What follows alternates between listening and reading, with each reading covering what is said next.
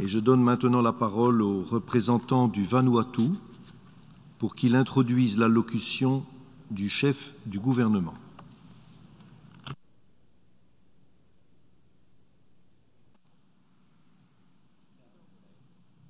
Mr. President, Excellencies, I have a distinct honor to introduce the Prime Minister of the Republic of Vanuatu, Honorable Bob Loughman Weibur, to present his pre-recorded message. Mr. President, Excellencies, Heads of State and Governments, Mr. Secretary General, distinguished delegates, ladies and gentlemen, I have the great honor to deliver this address on behalf of the government and the people of the Republic of Vanuatu. Mr. President, at the outset, let me sincerely congratulate you on assuming the presidency of this 76th session of the United Nations General Assembly. Your Excellency, I assure you of Vanuatu's continued support during your tenure. We have every confidence that your presidency will successfully guide us in our collective pursuit of the future we want and rally the spirit of cooperation essential for the United Nations we need. I would also like to extend our heartfelt gratitude to His Excellency Volkan Posca, the outgoing president of the 75th session, for his outstanding stewardship of this august body during such a challenging time. Mr. President, let me join my fellow world leaders by expressing Vanuatu's sympathy and solidarity to all governments and peoples around the world who have been gravely impacted by the COVID-19 pandemic. The UN High-Level Week is convened at a time where we need to scale up our collaborative efforts to find solutions to a myriad of global issues, not least to join others in containing the COVID-19 pandemic. Disease and despair have characterized the past 2 years. Inequality, injustice, and instability have increased. Our planet is suffering, and we need to get moving again. Rebuild communities and join efforts to rescue the planet, recover economics, and restore hope. We need to adapt to the new normal to work together towards a better future for ourselves, our children, and the future generations to come. The theme for this 76th session, we need to rebuild sustainably. Our decade of action will now also have to be a decade of recovery, focused on building back better, stronger, greener, and bluer.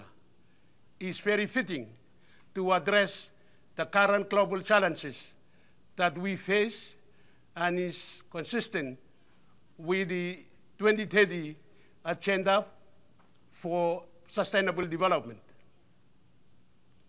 Mr. President, the last 2 years have been undoubtedly dominated by COVID-19 pandemic, which has thus far resulted in the death of more than 4 million people worldwide.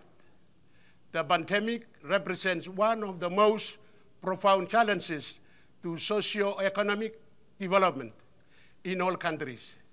There is no doubt that it has brought humanitarian social and economic impact in the short to long term and has set back achievement of the 2030 Agenda and Sustainable Development Goals. There are increasingly evident effects of climate change, including record-breaking wildfires, flooding, and more extreme temperatures. The latest IPCC report provides new estimates of the chances of crossing the global warming level of 1.5 degrees in the next decade. Unless there are immediate, rapid, and large-scale reductions in the greenhouse gas emissions, limiting warming to near 1.5 degrees will be beyond reach. The issues are increasingly eluding the control of individual national governments. Global solidarity and concerted international cooperation is therefore very essential.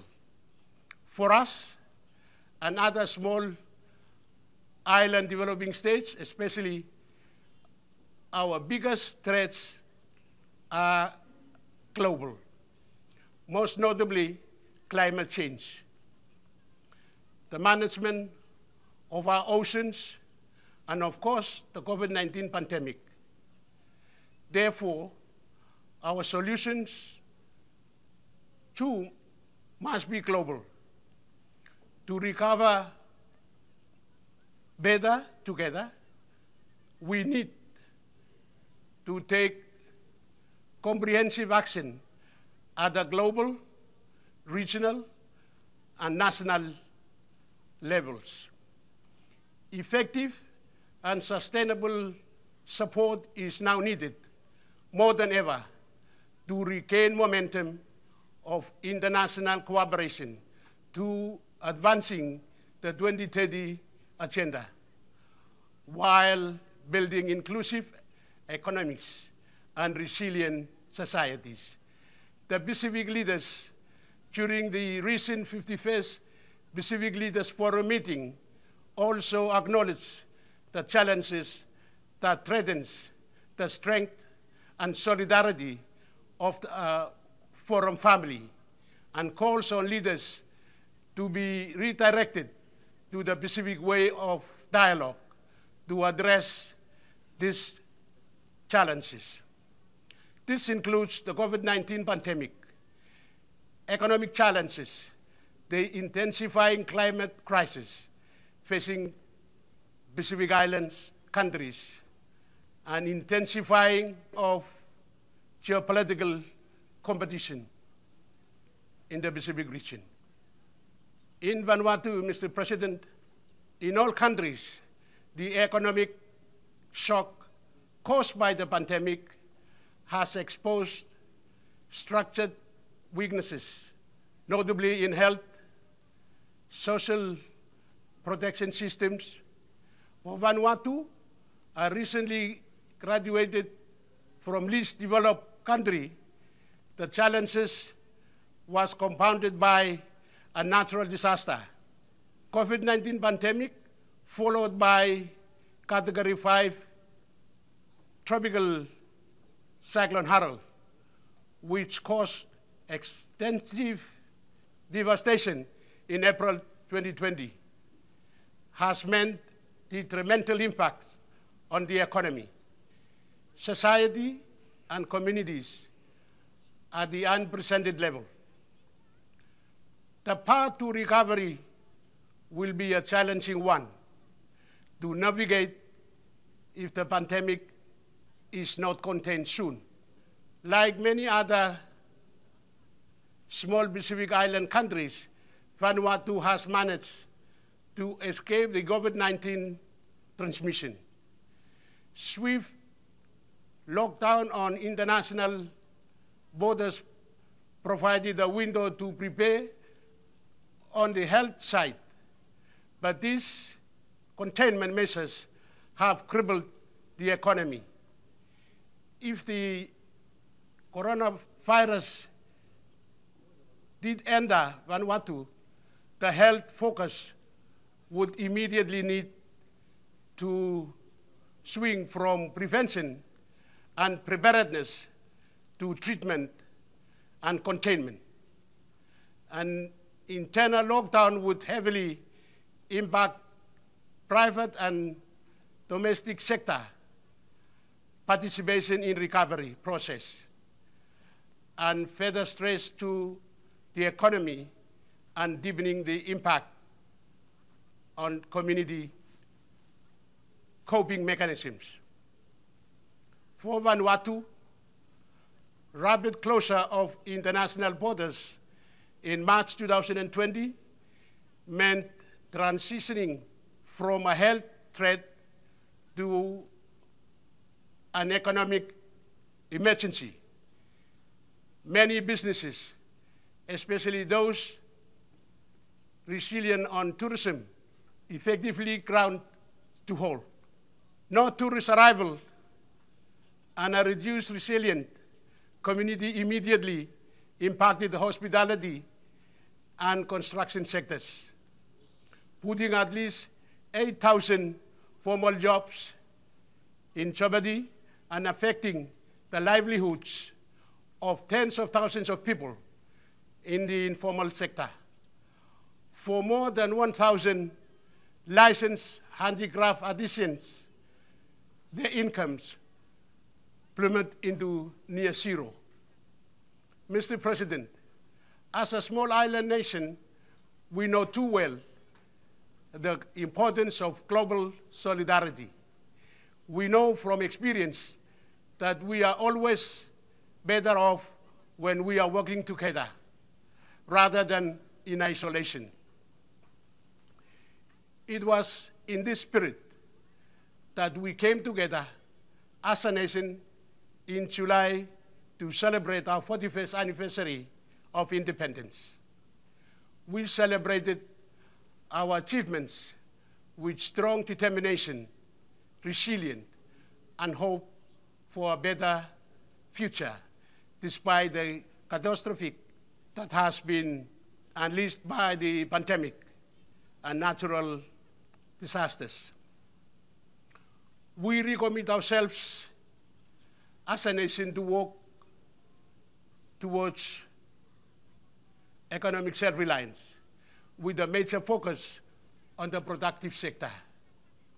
In responding to the COVID-19 and DC Harold, the Vanuatu government has put together policies and strategies aligned to the National Sustainable Development Plan to address the impact of the compounded disaster.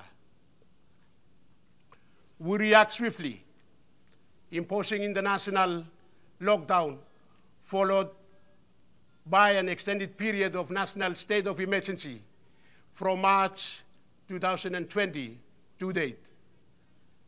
As an immediate measure to contain the spread of the virus, we developed a national recovery strategy that is aimed at supporting communities impacted by DC Harold and COVID-19, providing that framework to recover, rebuild, emerge stronger and more resilient. The strategy responds to social, economic, and environmental impacts of the compounded disaster. It reestablishes and strengthens the public service to effectively lead and implement recovery in the health and education, support and protect people with disabilities and other vulnerable groups in repairing and upgrading infrastructure and strengthening environmental service and resilience. We commend the tremendous support of our development partners to the implementation of this strategy, especially in the difficult time where the impacts of the COVID-19 pandemic have imposed great threat to the implementation progress of the country's National Sustainable Development Plan. The Vanuatu government also introduced the COVID-19 stimulus package with a focus on preserving jobs, providing government subsidies and commodity support grant, tuition fee exemption, grants for employment stabilization, stabilizing businesses and trade activities, tax relief, and enabling remittances through labor mobility programs.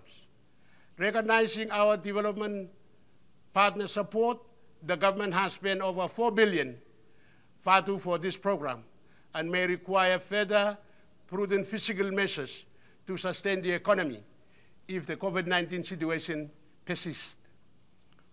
We have renegotiated and reestablished the seasonal workers program with Australia and New Zealand, a bilateral arrangement where Vanuatu exports labor to work in farms, hospitality, and meat processing factories in New Zealand and Australia.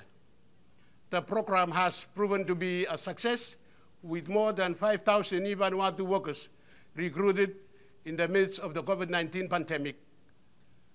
We started the COVID-19 vaccination rollout program towards the end of May this year. And at this point, we have only vaccinated about 10% of the eligible population. The government is ramping up efforts across the country, providing awareness to educate the citizens on the benefits of the vaccines and mobilize the masses to get vaccinated.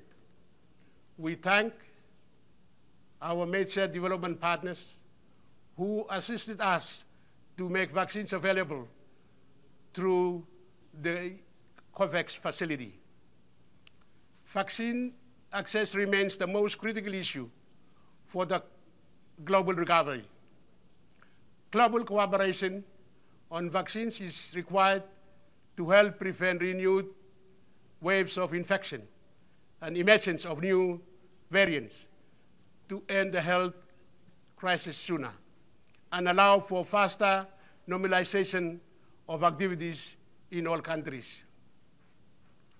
Mr. President, Vanuatu has also taken a bold step to graduate out of the least developed country category on December 4, 2020, despite the DC Harold in the midst of COVID-19.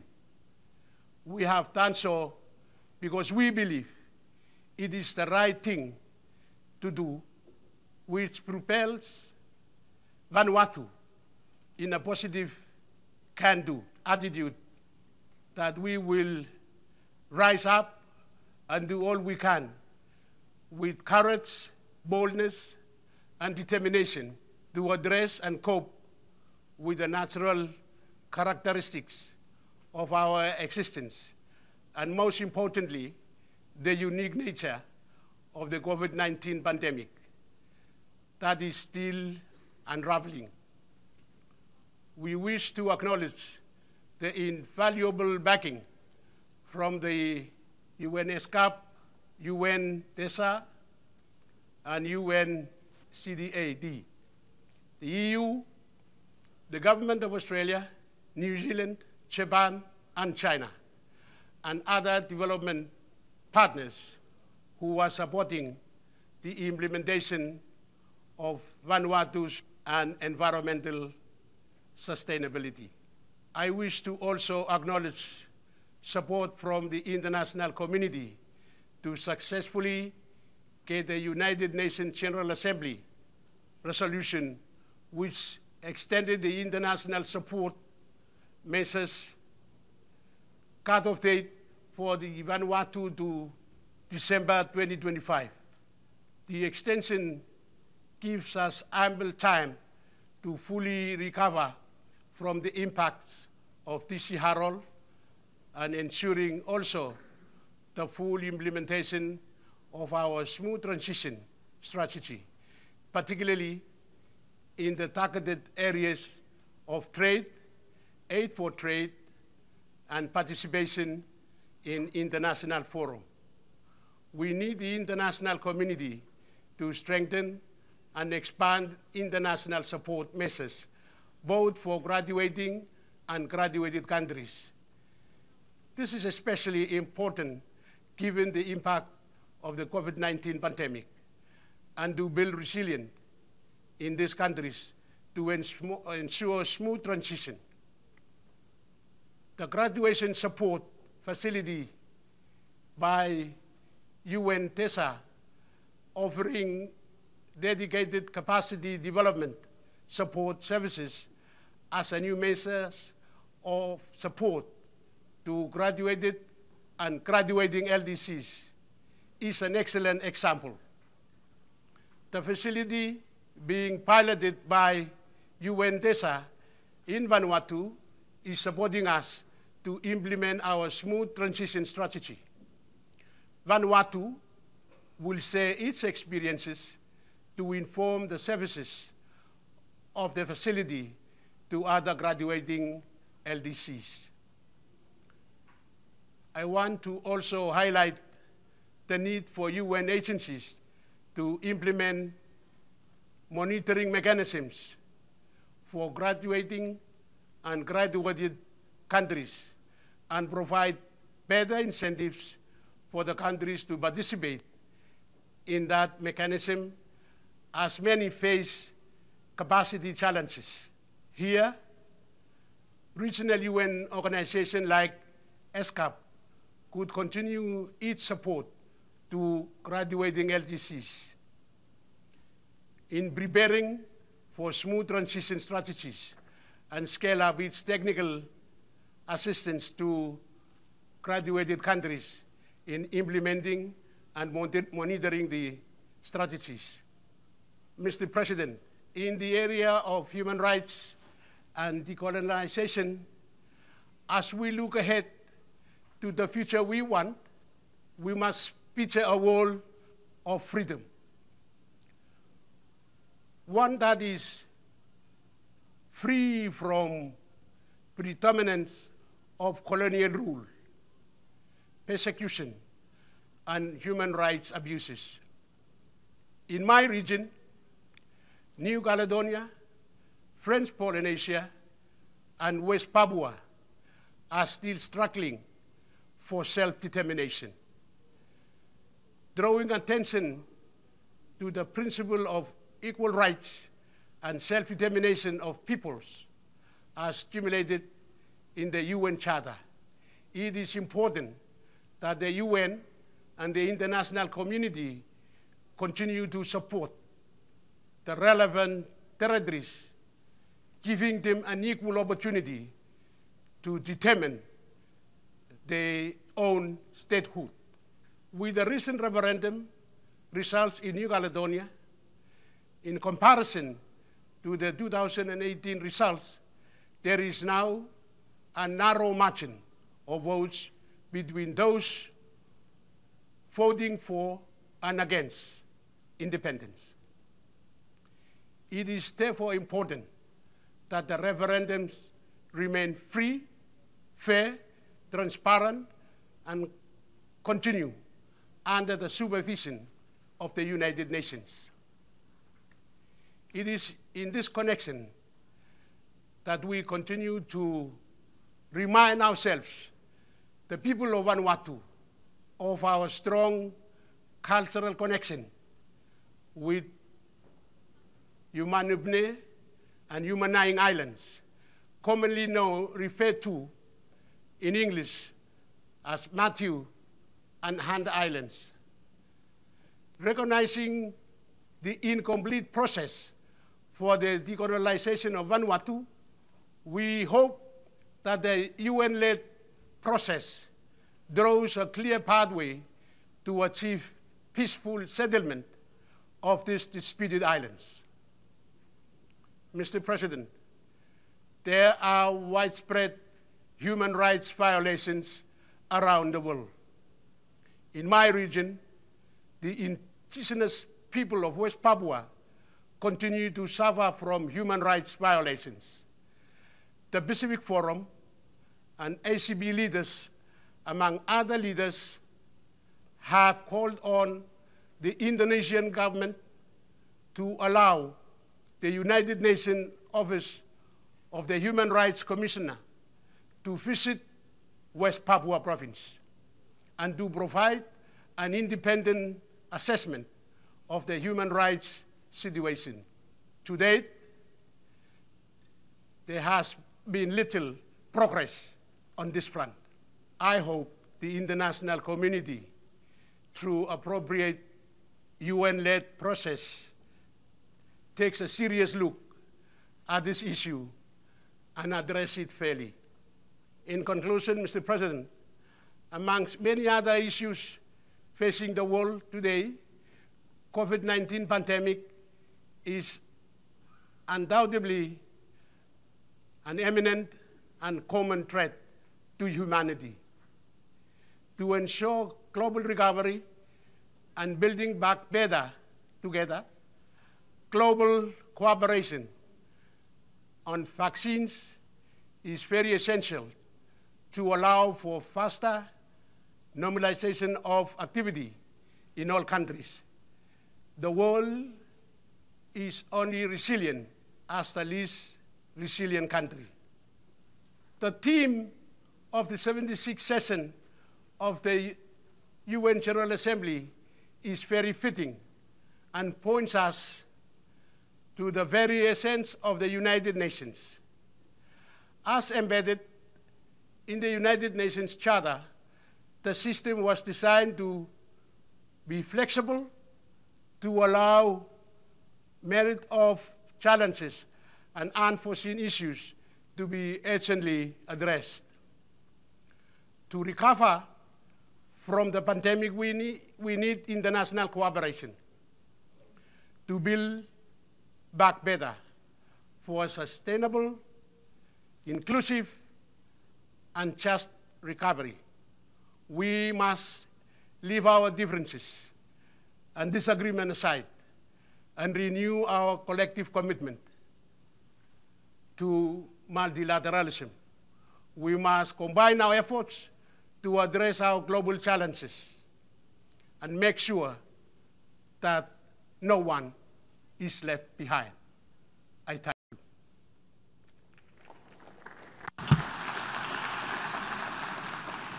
On behalf of the General Assembly, I wish to thank the Prime Minister of the Republic of Vanuatu for the statement just made.